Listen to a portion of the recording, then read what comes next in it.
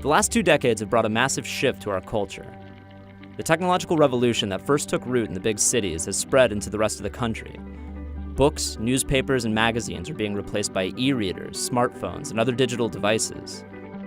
The media has been telling us that print is dead. Amazon.com says the Kindle was its most gifted item ever. And it's not just books. The struggling newspaper and magazine industry is also hoping to turn a page. You're either in print or you're online, and one's going to destroy the other. We're looking at newspapers just vanishing in front of our eyes. As human beings, we have the tendency to think that when something new comes along, then the older way of transmitting news and information is dead.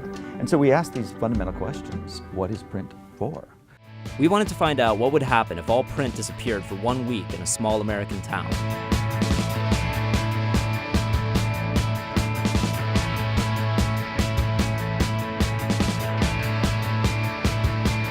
All right, so you guys can probably guess why these cameras are here. They are demonstrating what our lives would be like without anything that's printed. I was very skeptical.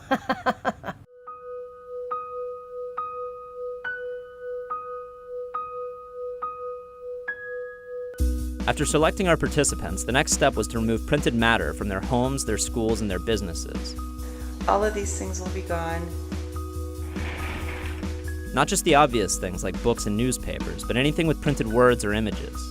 Usually when people think print, they think magazines, books, newspapers. In fact, print is a much broader concept. Soccer pictures, my mom when she was a teenager. Posters, signs, the daily schedule. The more and more you reflect on the details, the more you realize that it's almost impossible to function without that. I think I'm already missing print. Our products have labels on them, they have images on them, they have branding. If you were to take that imagery away, what does that convey? Printed, not printed. Printed?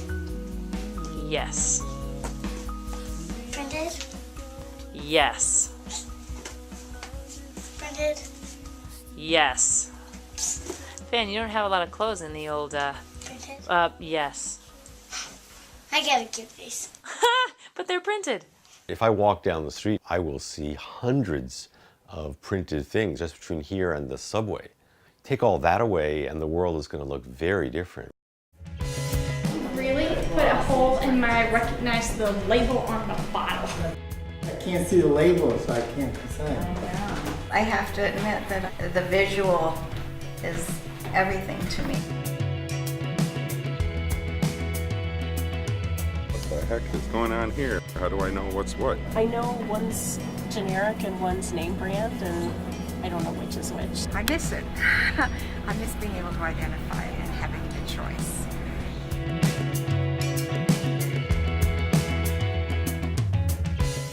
I'm trying to figure out if you know what to do.